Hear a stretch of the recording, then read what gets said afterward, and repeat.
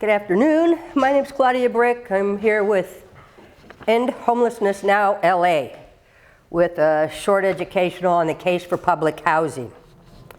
The housing crisis we're experiencing here in Los Angeles is not unique to us.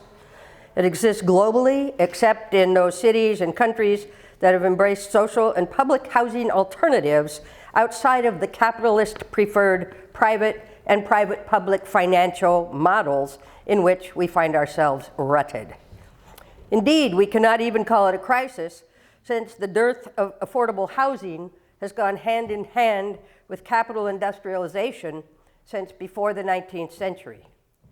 Furthermore, in this country, racist redlining and exclusionary zoning have mightily exacerbated the problem.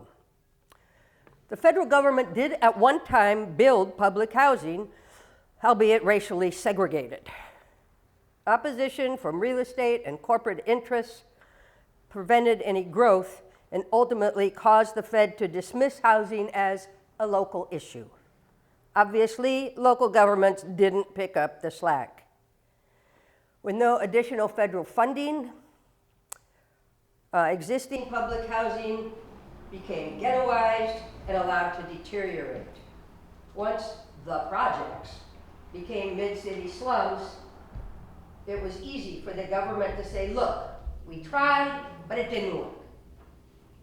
I invite and encourage you to look up successful public housing enterprises such as Sorbonne Heymans and La Lorraine in Brussels, participatory housing in Chile, Spanish programs in Madrid, Barcelona, Valencia, and Mallorca, Sweden, and the hugely successful British council housing until it too was privatized and left to rot. And the gold standard of public housing, Red Vienna. When public housing is available to multiple income levels, as in these examples, several things happen. Higher rents can be charged to higher income residents, offsetting much of the capital cost. Poor people have better access to amenities like parks, restaurants, and better food options that come with mixed income community. Lower income families see reduced exposure to environmental hazards that tend to be cited in poor communities, and more equitable public schools. Moderate to middle income renters also benefit from cultural diversity and stable rent.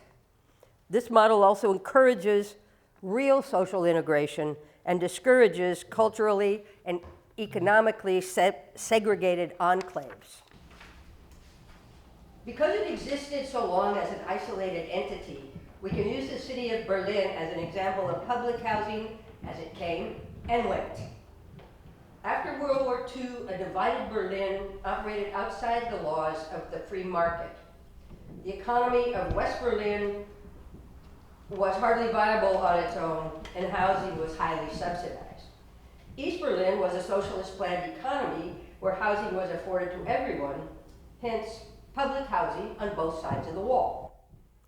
After the wall came down, the city senate started to privatize large parts of their infrastructure, selling off half of its electrical utilities, then 2 years later, half of their water utilities. Between 1989 and 2004, they sold a total of 200,000 units of housing and a significant amount of municipal debt to private investors. The majority of those units are now owned by Deutsche Wohnen, read Deutsche Bank, Berlin's largest private property owner. The gentrification driven by privatization of housing has pushed rents up over 100%.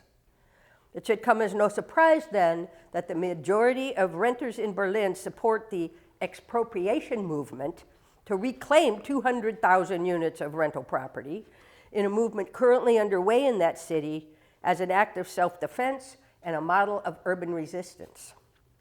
Though it remains to be seen whether the people will be able to make this happen, anti-gentrification and affordable housing activists everywhere are on the march. What happened to Berlin is happening here. The commodification and financialization of housing is displacing families and destroying communities at a rate not previously seen nor imagined. Financial markets, corporations, private equities, and wealthy individuals are buying residential properties that they have no intention of living in or in putting back into the housing market. Landlords are gleefully raising rents to exorbitant heights because they can.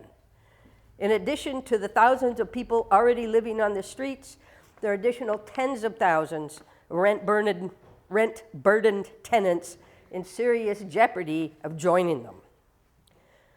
Traditional supply and demand economics doesn't apply here. As late as 2017, mainstream economists held that an abundance of new homes would result in lower prices, and that conclusion could in no way be remotely controversial. However, a Belgian geographer who studied house prices in Germany, the Netherlands, Spain, and the United States from 1995 to 2011 found that while the number of units increased in all those markets, the cost of housing also went up. The DSA San Francisco Steering Committee put it this way: development capital and their investors are not in the business of housing people. That's not what they're there for. They're there to make a profit. While there had been successful public social housing in several markets, beginning in the 1970s, much of it began to be privatized. Rent control was phased out, planning laws were weakened, and housing benefits were lowered. In the 1980s, financial deregulation resulted in the liberalization of mortgage lending. Housing mortgage lending replaced industry lending as the major focus of loans. An uncapped supply of credit coupled with a fixed supply of land fueled the housing boom, and housing prices pulled away from income. The rise in house prices pulled along a corresponding rise in rents. The value of housing depends heavily on the location of the land under it. Land, particularly in desirable locations, is finite and scarce. You can't make more of it. Therefore, the landowners are in a position to exact as much rent as the market will bear, and in some cases more. With private ownership of housing, when the value of the land goes up through no effort on the part of the owners, tenants end up paying more economic rent, an unearned benefit to the owner just by the fact of ownership. Housing properties then become an increasingly attractive vehicle for capital investment. The increase in the value of housing property is frequently derived not as the result of any cost to the landowner, but from the unearned appreciation of the property due to infrastructure improvements like roads and utilities, products of public tax money. And those increases in the landlord's value are passed on to renters and buyers at an expectedly higher rate. In order to stop the upward spiral of housing costs, housing must be removed from the commodities market and eliminated as an asset class. Financialization promotes the exchange value of housing over its use value, treating housing as a trading commodity rather than as shelter for human beings. And financialization is the heart, indeed the spleen, of the housing crisis today. Deregulation of housing finance with fewer restrictions on the disbursement of those funds led to inflated prices.